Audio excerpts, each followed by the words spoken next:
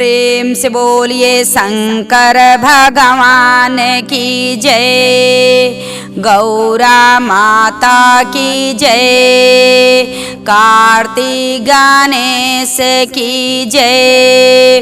तो देखिए गुरु भाई ने आप लोग के बीच बहुत सुंदर शिव चर्चा के कथा सुनावत तनी। हमारी कथा की आप सब शुरू से लास्ट तक सुनम और सुन के कमेंट बॉक्स में बताइब कि हमार कथा सुन के आप सबके कैसन लगल बा, और कमेंट बॉक्स में हर हर महादेव लिखब। देखी गुरु बहिना, ई हिरनी एगो कौआ के कहानी आप सबके सुनावत तनी।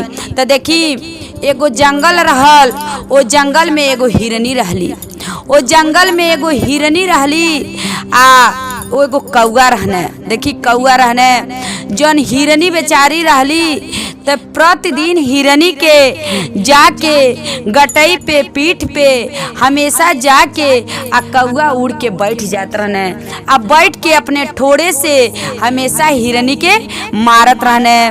बेचारी हिरनी जौन रहली बेचारी उ प्रतिदिन उ का करें, जब जब कौआ उ जौन उनके पीठ पे बैठे उ बेचारी अपन छपटिया केहू के केहू ठोड़ मारी तू चोट लगबे करी। जब उ कौआ जौन रहने ठोड़ मारत रहने तो बेचारी बहुत उनके दर्द होत रहल, हिरनी के बहुत दर्द होत रहल। आ जब हिरनी के दर्द होत रहल बेचारी का करे, कहीं भागी के जा, लेकिन उ कौआ जौन रहने तुमकर पीछा क ले रहने। काहे से कि पीठ पे जब बैठ जात रहने उनके जौन टीला रलो पे बैठ जात रहने तब कितनो बेचारी अपने मुंह से अपने अथी से मारे हिरनी, लेकिन उ कौआ उड़ के जाना। काहे से मारत मारत उनके घाहा हिरनी के जौन गर्दन पे रहल घाहा बना देले रहली रहने। जब कौवा गढ़ा बना देले रहने बेचारी के इतना हिरनी के इतना दर्द होत रहल, आपन दर्द अनबोलता चीज आपन दर्द उ कैसे कहें। देखी ऐसे गुरु बहिना प्रतिदिन उ कौआ प्रतिदिन के काम रहल, जब भी भूख लगे तब भी जाके उनके गर्दन पे बैठ के आ ठोड़ मारे लगे। जब भी भूख लगे तब भी हिरनी के जाके गर्दन पे गुरु बहिना ठोड़ मारे लगे। अब हिरनी बेचारी का करें, उनके कुछ कही नाई गईल। अब बेचारी अनबोलता चीज कहाँ के ही भाग के जा, लेकिन जौन कौआ रहने उ पीछा उनकर कैले रहने। देखी गुरु बहिना ऐसे मारत रहने ठोड़ कौआ हिरनी के ऐसे ठोड़ मारत रहने। एक दिन का भइल उनके गर्दन पे जौन कौआ के ठोड़ होला हिरनी के गर्दन पे धस गए। जब हिरनी के गर्दन पे कौआ के ठोड़ धस गइल बा तो देखी अब हिरनी के दर्द होता, इतना दर्द पीड़ा होता आ कौओ छपटिया तने कि अब ते हमार ठोड़ फंस गइल, अब हम का करी, अब ते हमार ठोड़ फंस गइल, अब हम का करी, अब अपने ठोड़ के अब कैसे हम छोड़ाई। केतनो देखा कौआ केतनो गुरु बहिना केतनो छपटियने कि कौआ थोड़ा निकल जाओ में से हिरनी के गर्दन पे से निकल जा, लेकिन ठोड़ इतना जबरदस्त से फंस गई रहल कि वो में से ठोड़ निकलते नाई रहल। जब ठोड़ नाई निकलत रहल हिरनी भी परेशान हो गई लाली, बेचारी इतना करवटिया लेत रहली लेकिन ठोड़ नाई निकलत रहल। बस एगो नदी पड़ल, सोचली हिरनी की नदी पड़ल बा, यही नदी में घुस जातनी तो ठोड़ निकल जाए, अरे निकल जाई। देखी उनहु के इतना वहू के इतना दर्द पीड़ा होत रहल, बस वही नदी में हिरनी कूद गईली। जब कूदली तो देखी अब ठोड़ त कौआ के ना निकलल बाटे, वही में हिरनी और कौआ दोनों जानी साथे साथ लोग दोनों जानी वही में मर गइल बा लोग। देखी गुरु बहिना जब दोनों हिरनी या कौआ दोनों जानी वही में मर गए लोग वही नदी में, आ जब मर गए बा लोग तो देखी गुरु बहिना जब दूसर जन्म लोग पौले बा तो जौन हिरनी वाली तू मेहरारू के जन्म लड़की के जन्म पौले वाली। देखी लड़की के जन्म जब पौले वाली आ जौन कौआ बने तू मर्दाना के जन्म पौले बने। देखी जौन कौआ बने गुरु बहिना उ मर्दाना के जन्म पौने, आ जौन हिरनी वाली उ लड़की के जन्म पौली। देखी जब लोगन के शादी भइल बा तो देखी दोनों जानी के वही जो शादी भइल बाटे, देखी उहे मेहरारू बनला उहे मर्दाना। देखी गुरु बहिना देखी जब शादी हो तो देखी जाति के लोग पंडित रहलो। जब जन्म लोगन के भइल रहल तो जाति के पंडिते घरे भइल रहल। आ जब शादी विवाह लोगन के हो गई तो देखी जौन रहने पंडित जी जौन रहने तो देखी बहुत ज्योतिषी रहने, बहुत ज्ञान इनके मिलल रहल कि अपन पहले के ज्ञान के सब पहले के उ अपन बात जन्म के उ जानत रहने। देखी यही से उ अपने मेहरारू के बात उ बोलत रहली तो अपने मेहरारू के बात उ सही के रहत रहने, लेकिन अपने मेहरारू से ना कहत रहने। इहे अपने मन में सोचत रहने अरे हमहू अगला जन्म में कौआ रहनी ती हिरनी रहली, तिनके बहुत हम ठोड़ मरले रहनी। अरे जितना इनके दर्द पीड़ा भइल रहल तो उतना तो अब ते हमके बोलत तली चाहे जो भी करत तली तो हमके भाई तो सही के बाटे। काहे से देखी अपने मन में ये सोचत ने कि जब हम अगला कर्म बिगड़ले रहनी तो जब कर्म बिगड़ले रहनी तो ओकर तो सजा हम पैबे करब। देखी ओकर सजा गुरु बहिना ई पावत ने पंडित जी। आ जब देखी ज्योतिषी लोग जितना जैसे देखी इनके ज्ञान रहल गुरु बहिना तो लोग इनके आवत रहल पतरा उतरा दिखावे। जब इनसे आवत रह लोग पतरा उतरा दिखावे सब कुछ पूछे तो जब पूछे आवत रह लो तो एक दिन ऐसा भइल कि केहू इनके दरवाजा पे आयल पूछे। तब तक तुमकर मेहरारू निकलली आ लगली पंडित जी के डांट बोल लगावे लगली गरियावे। आ जब गरियावे लगली तो जे आयल पतरा दिखावे अब सोचे लगल आ जब सोचे लगल कुछ कहने ना बाद में कहने कि ये पंडित जी एगो बात ही आपसे कहतनी। कहने पंडित जी ठीक बा कह का कहतल तो बताई पंडित जी इतना सब केहू के आप ज्ञान देनी सब केहू के बता देनी, लेकिन आपके मेहरारू जौन वाली तो आपकी काहे इतना गरियावत तली इतना बोलत तली इतना डांटत तली। तो कहने कि देखो ये सब अगला कर्म के भोगतनी। कहने कि ऐसा बा अगला कर्म के आप जानत रहनी का कि भोगतनी। अरे मेहरारू हम इतना बोली तो के केहू छोड़ी। कहने नहीं अब हम तो से का अपने अगला जन्म की हम बात बताई। कहने नहीं हमके बता दिए पंडित जी आखिर में काहे आपके मेहरारू आपके साथे ऐसा करतली। कहने ठीक बा जब जिद ठाना तल तो हम बता देतनी। कहने कि देखो ऐसा बात बा कि एगो जंगल रहल और वही जंगल में हिरन रहली अगले जमाना की हिरनी रहली। जब अगले जमाना में हिरनी रहली तो हम एगो कौआ रहनी आ जब कौआ रहनी तो प्रतिदिन देखे कहीं जात रहली तिनके हम गर्दन पे बैठ के इनके बड़ी ठोड़ मारत रहनी। जब इनके ठोड़ हम मारत रहनी तिनके दर्द होत रहल। जब इनके दर्द पीड़ा होत रहल ती कहीं सानी कोना कहीं भाग के जात रहली कहीं पेड़े के छाए कहीं जात रहली तो हम इनके ठोड़ मारत रहनी।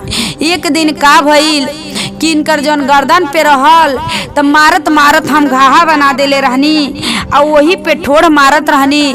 आ जब ठोड़ हम मारत रहनी तो वही में ठोड़ हमार धस गई। जब ठोड़ इनके धस गई ती हिरनी रहली तो सोचली कि चला नदी में जाके कूद जातनी तो कूद जाई तो हम बच जाई। लेकिन जैसे कूदली ती जनली ना वही में दोनों जानी साथे साथ हमन के मर गईनी के। देखा मर गईनी के तो हमन के पंडिते के घरे जन्म लेहनी आ हम पंडिते घरे जन्म लेहनी वो पंडिते घरे जन्म लेहली तो हमन के शादी विवाह हो गई। जब शादी भइल बा तो देखा उहे जन्म के हम आजू करम उहे करम हम भोगतनी कि इनके पहले बहुत सतौले रहनी अगना जन्म में ते जन्म में ही हमके सतावत अली तो हमके बर्दाश्त क के तो रही पड़ी। देखी गुरु बहिना कहने सही बात आप तो कहतनी कि सही बात बा अगला कर्म के तो भोग मिलवे करी। कहने पंडित जी से तो उहे कहतनी हम अगला कर्म जब अपन बिगड़ले रहनी तू कर्म की सजा हम पावतनी। गुरु बहिना पंडित जी कैसे कहतने अब उनसे कहतने करब जो तूहन लोग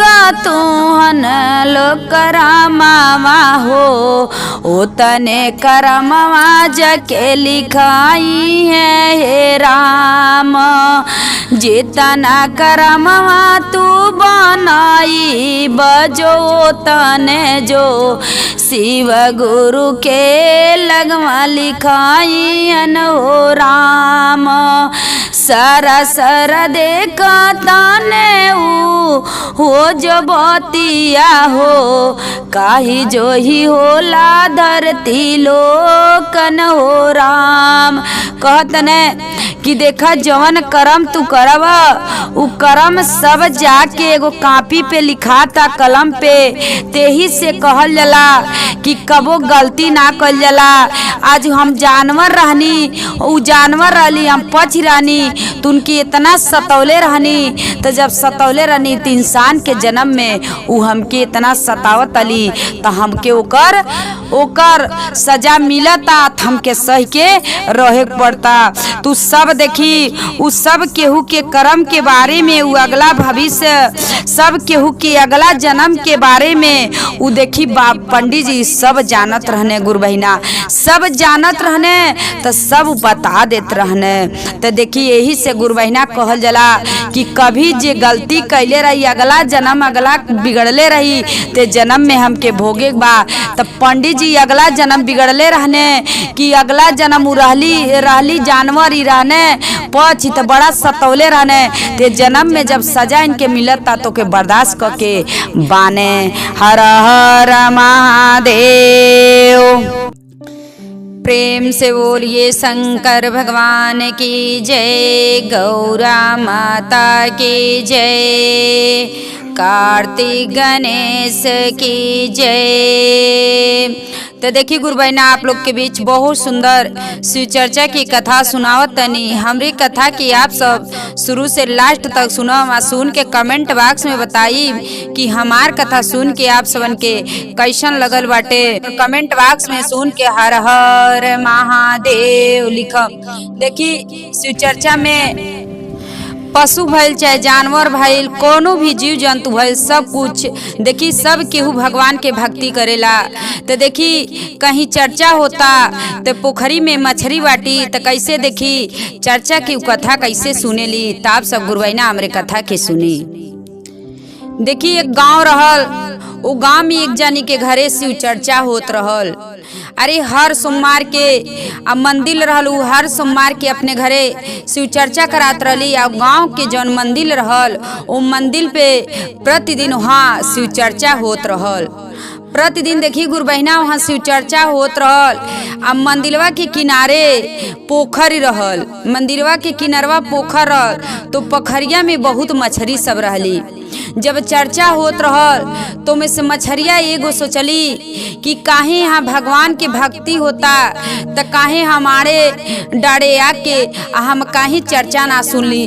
देखी जब वो आके किनारे आके जब चर्चा सुने तो सब जनी आके लोग कहे अरे कहीं तू किनारे बालू तो कहीं आई मछुआरा तो तोहके पकड़ ली।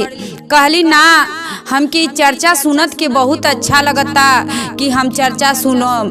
देखी मछरा इन्हें कहने ये मछली तू बतिया मान लो कि तू चल अंदर भाग चल, बीच में चल आरिया रहबू तो केहू आए तो तोहके पकड़ ली।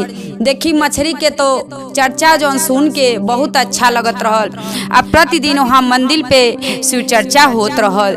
देखी मछली जब जब होके शिव चर्चा तब मछली डांडे आके आ शिव चर्चा कथा भगवान के भक्ति महादेव जी के भक्ति और बहुत आके डांडे आ सुने बहुत उनके आनंद आवे। लेकिन कितनो मछली चाहे मछरा केहू मना करत रह, उनकर मछरा इन्हें वो कहने भाग चल, लेकिन मछली ना जातली, कहतली हम सुनम हमारी शिव गुरु हैं, ई हमार महादेव जी हैं, हम कथा इनकर सुनम, ई बहुत हमके अच्छा लगता।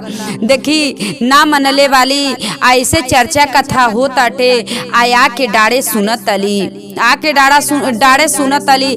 तौले मछुआरा जाता मन में ओकरे आइल कि चला कुछ हरिया में जाल फेंक चाहे कुछ करतनी। देखा मछली अबे करी 2-4 दिन के बइबे करी भोजन भोजन अगर ज्यादा आई तो देखो मर के।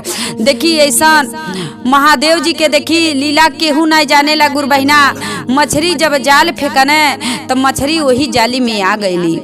जब मछली वही जाले में आ गईली और मछरा तो दे सोचा तने यही जा उनके हम मना कहनी है कि तू ना जइह डारे न तू जाला जा शिव चर्चा कथा सुने न जा तू बीच में चल आव। ई हमन लोग ना सुनेलनी ई जे इंसान बाते कहली ना हर केहू सुनेला। देखी जब जाली में चल गई वाली अब उ लोग पा के तो मछुआरा बहुत खुश बाने। हम ते इतना बढ़न मछली पहले बानी अब ले चलतनी ते के हम घरे के ले चलतनी ते के मार्केट में बेचब चाहे घरे चलतनी कहम बनावे के। तो देखी वही जा मछुआरा का कहतने अब इहे बात कहने तो मछली सोचतली अब तो हम जाली में पकड़ा गईनी हमार महादेव जी हमकी रक्षा करम कि ना रक्षा करब। देखी लेकिन मछरा का कहतने अब देखी कैसे वही पे मछरा सोचतने कहतने मछली का कहतली कैसे कहतली कि ये मछरा तू न घबरा हमार शिव गुरु हमके बचई हैं। कहतन मछरा से कहतली कि हमार शिव गुरु बचई हैं तू जन घबरा हमके कहीं जाई लेकिन हमार शिव गुरु हमके बचा ली हैं। तो देखी मछरा का कहतन कैसे आई रे मछरी तू ते जलिए में पकड़ाईलू आई रे मछरी तू ते जलिए में धराईलू आई ओ मछरी तू ते जलिए में पकड़ाईलू आई ओ मछरी। देखिए मछली का कहतली कैसे मछरा से तू ते इतने में घबराईला ये मछरा तू ते इतने में घबराईला ये मछरा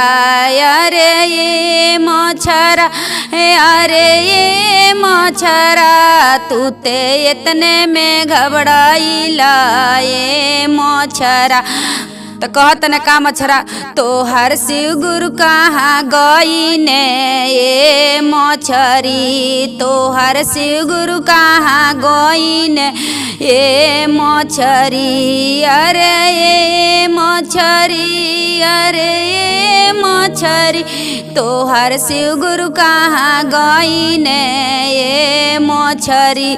देखी लेकिन मछली कहतली मछरा से तू काहे इतना घबरातला हमार शिव गुरु हमार साथ देवे करी हैं। लेकिन मछरा के देखी जब जाल में पकड़ा गई वाली तो देखी मछरा तबो जब इतना बात कहतली हमार महादेव जी हमार साथ दिए तबो मछरा ना मानतने। तो का कहतने फिर मछरा तू ते बजरिया में बेचाईबू ए मछरी तू ते बजरिया में बेचाईबू ये मछरी अरे ये मछरी ए मछरी तू ते बजरिया में बेचाईबू ए मछरी।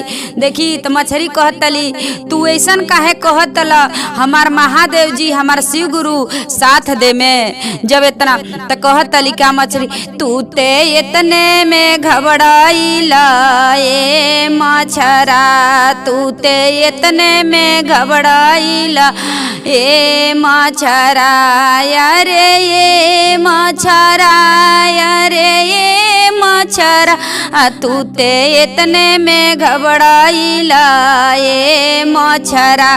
देखी तो मछरा का फिर मछली से का कहतने तो हर महादेव कहाँ गई ने ये मछरी तो हर शिव गुरु कहाँ गई ने ये मछरी अरे ये मछरी अरे ये मछरी तो हर शिव गुरु कहाँ गई ने ये मछरी। देखी मछली कहतली तू काहे इतना घबरातल आज हम जहाँ जाई लेकिन हमार महादेव जी हमार साथ दी हैं लेकिन दी हैं। मछरा कहतने अब तो तू जाली में पकड़ा गईलू मछुआरा के हाथे लग गईलू तो अब कहाँ तुहार महादेव जी गई ने अब ना तो बचबू। देखी लेकिन मछली कहतली तू सबूर रख हम फेन तुहरे जगैया वापिस यही पोखरवा में फेन हम वापिस आई। कहत ने अब तू जालिम में पकड़ा गइलू तो कहाँ से तू वापिस अबू। अरे अब तू जा पहसुल में बाजारी में बेचैबू, पहसुल से कटैबू। तो देखी कैसे का मछरा कहतन, तू ते पहसुल से कटैबू ए मछरी, तू ते पहसुल से कटैबू ए मछरी। अरे ये मछरी, अरे ये मछरी, तोते पहसुल से कटैबू ए मछरी। अब तू करैया मेरी नाइबू ए मछरी, अब तू करैया मेरी नाइबू ए मछरी। कहतली मछरी का कि ऐसन काहे कहतल कि नाही हम पहसुल से न कटाई अने हम बाजार में बेचा पाई, हम कुछ ना, हमार महादेव जी हमके बचा ले में। कहत तने मछरा कि अरे तू कुछू कह लेकिन अब तो तू पहसुल से कटैबे करबू, तू बाजारे में बेचैबे करबू। अब तोहके तो इंसान तोहके कढ़ाई में बना के खैबे करिए। तो मछरी का कहतली, अरे तू इतने में घबराइला ए मछरी, तू ते इतने में घबराइला ए मछरा। अरे ये मछरा, अरे ये मछरा, तू ते इतने में घबराइला ए मछरा। देखी मछरा का कहतन, तू ते पहसुल से धराइबू ए मछरी, तोहर शिव गुरु कहाँ गईनी ए मछरी, तोहर शिव गुरु कहाँ गईनी ए मछरी। देखी जब इतना हो गइल अब मछुआरा ले गइल बाने, अब बाजार में घरे ले गए, घरे जहिया बाजार लगल ले गए बाजार में बेचे के। देखी बाजार में जब बेचे के ले गइल बाने गुरु बहिना, तो धो के बाजारी में बहुत अच्छा से अपन सब सामान लेके अब बैठल बाने। आ वही जब मछरी के भी लेके बैठल बाने कि अब मनई हैं तो खरीदिए तो बेचब तो कुछ अपन पाई पैसा कौड़ी अपन खर्चा चली। देखी लेकिन महादेव जी तो सब देखत तनी, कहनी चला मछरा तो से कुछ मेहनत करा ली आ तबे जाके अपने शिष्या अपन जौन बाटी उनके हम छोड़ाई।